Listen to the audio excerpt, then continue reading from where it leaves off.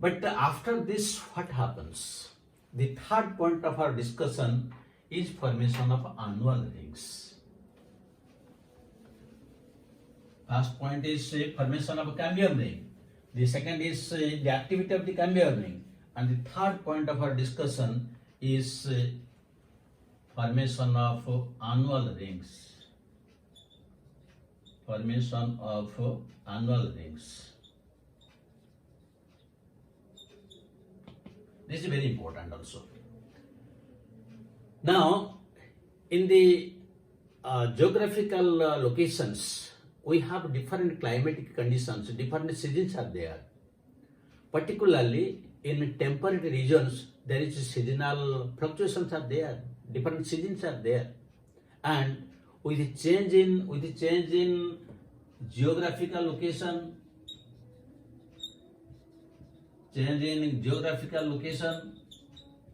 or due to physiological activities,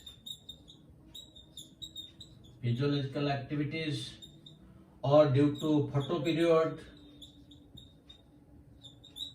or due to humidity, relative humidity, temperature, light, due to all these factors, in the temperate regions, there's a fluctuation in the different seasons. While in the equatorial region or in the sea coasts, you will not find these variations in the year. That is why the activity of the cambium ring differs in different seasons. So how it differs, let us see. Now suppose this is the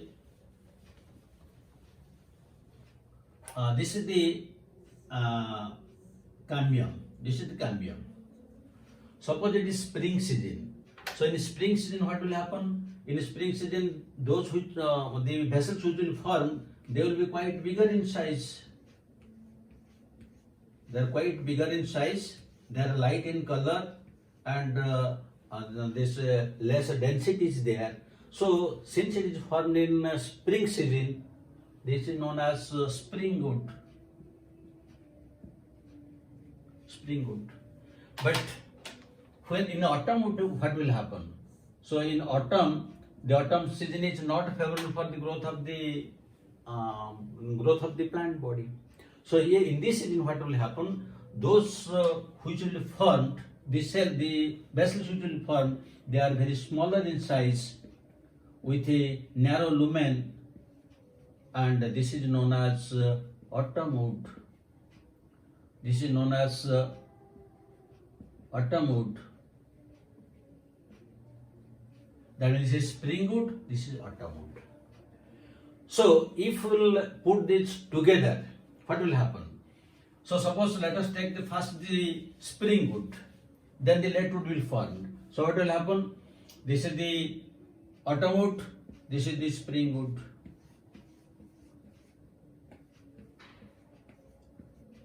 That means this is spring wood, first formed, then this is autumn wood. So this spring wood, they are bigger vessels, light in color and low density, while the autumn wood, they are smaller size, the vessels are smaller size, their lumen is small, they are dark in color with a high density. Now, in a single year, spring wood is formed with bigger vessels and autumn wood is formed with smaller vessels. So this is formed in 1 year. So both these together, they give rise to one ring that is known as annual ring. This is known as annual ring. And both autumn wood and spring wood, they consist of only the secondary xylem. Here there is no primary xylem. There is also no metaxylem, protoxylem. It is only the secondary xylem which is given rise to spring wood, autumn wood. This is for 1 year. Suppose for the second year also the same thing will happen. Then what the type of structure will be there? In the second year, I am drawing it in the lower side.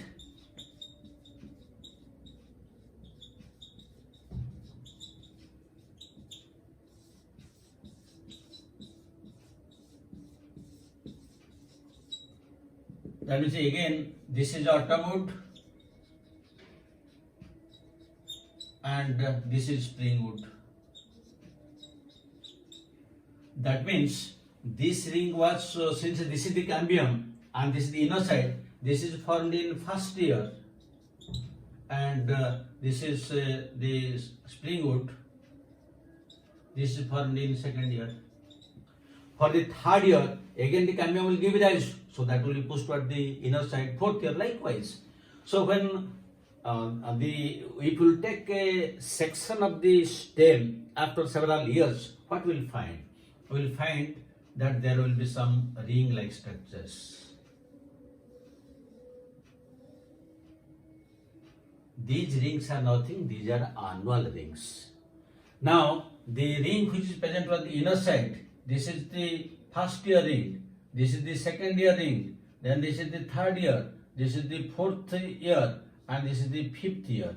And just outer to this, this is the ring of the cambium. That means the cambium first gave rise to the first year ring, then second year, then third year, then fourth year. Suppose it will give rise to for 20 years, then the 20th will be just below the cambium, while the first year will be always for the center. So, one ring is formed in 1 year, that is annual ring. That means by counting the number of rings, we can determine the age of the plant. This is known as dendrochronology. Dendrochronology. So dendrochronology means to determine the age of the plant by counting the annual rings. So the annual rings are found only in the temperate regions, they are not found in the equatorial regions, or they are not found in also areas like the sea beach area, because in the sea beach also there is no much variation in the seasons. So this is very, very important regarding the annual rings, and annual rings are formed only by secondary xylem because it gives rise to different type of wood, spring wood, autumn wood. There is no role of phloem, or there is no role of the primary xylem. It is only secondary xylem. So this is the third point that we have covered. Now let us discuss the fourth point. So the fourth point, let us discuss. The fourth point is formation of heartwood and sapwood. So this is again very important. Now, when only one ring is formed, it will not give much pressure on the plant body. But when such rings will form year after year for 10, 12, 15 or even 50 years, 100 years, what will happen? Ultimately, the girth or the bulk of the plant body will increase. As a result, the tissues of the secondary xylem that will be compressed at the center, and due to heavy compression, usually the xylem is dead, but it has lumens.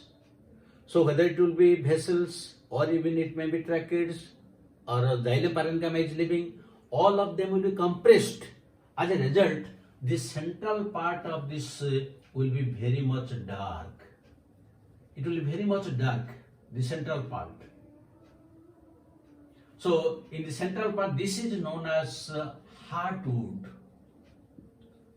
The heartwood. And in these cells, the cells are completely non-living, and several substances like tannins, resins, gums develop, which together are known as extractivities. That means tannins, resins, gums develop. Besides also, you will find the tyloses develop. The tyloses also develop. As a result, the heartwood becomes non-functional.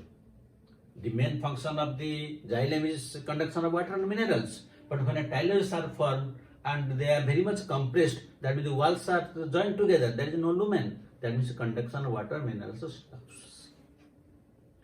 Then why it is present? It is present, it will give more strength to the plant body, but it cannot carry to physiological functions. But the peripheral part is less compressed. So this is known as sapwood. This is sapwood. So this sapwood is functional. This is functional because there is less pressure on it, and conduction of water and minerals can take place very easily. So this is sapwood.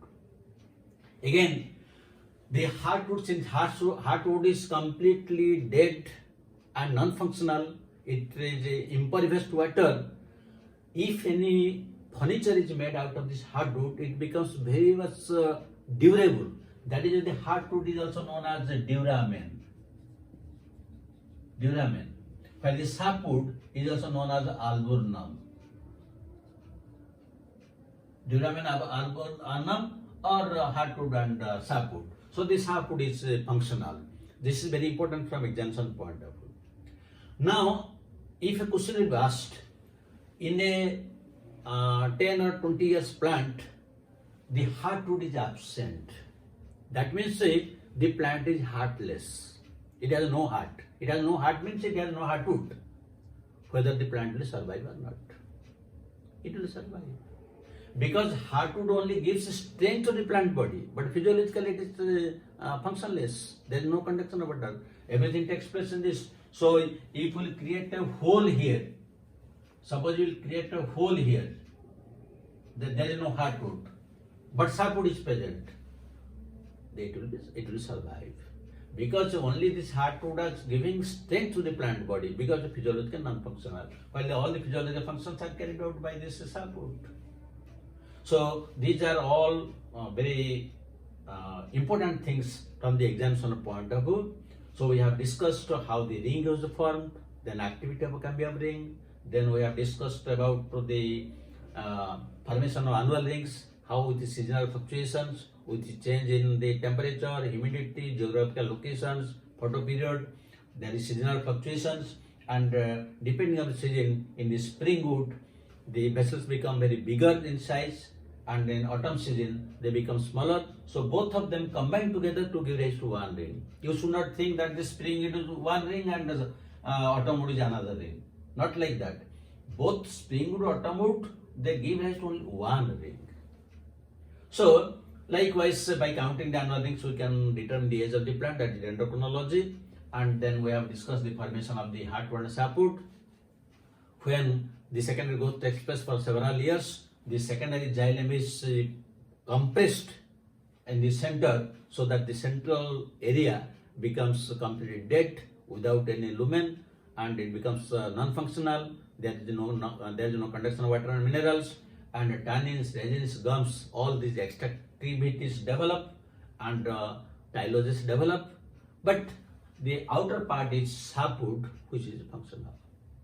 They are lighter in color. So you might have marked it in case of the plant that is completely dark wood. In case of acacia, you might have marked it, or in case of the shishu plant, you might have the central area is completely dark, while the peripheral region is lighter in color.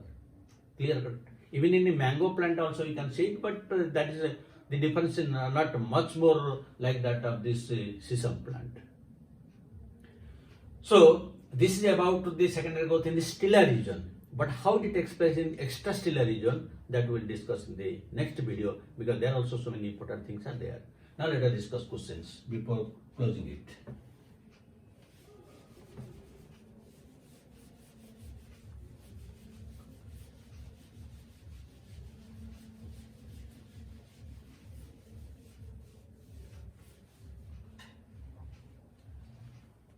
So one question,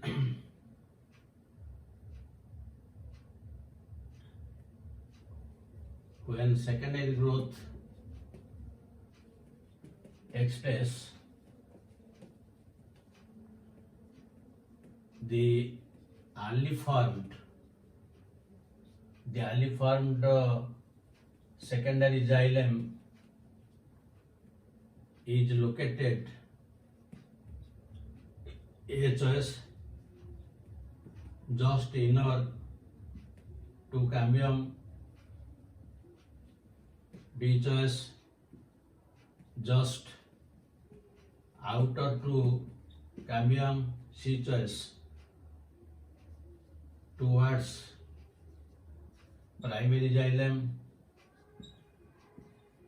and D choice, towards primary phloem. This one question. The second question, the annual rings are formed by A choice, primary xylem and secondary xylem. B choice, xylem